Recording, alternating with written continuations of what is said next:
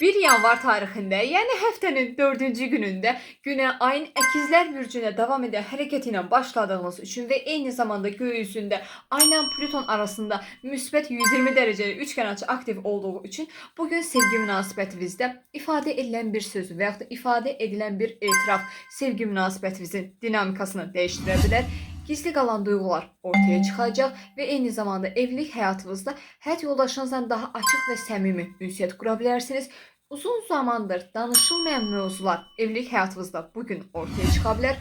Karyera və iş həyatınızda isə təqdimatlar, görüşlər, iclaslar və yazışmalar bugün müsbət nəticə verə bilər. Və bir tərəfdən də təhsil sektorundan, xidmət sektorundan və onlayn işlər üzərindən çox gözəl maliyyə qazançları əldə edə bilərsiniz.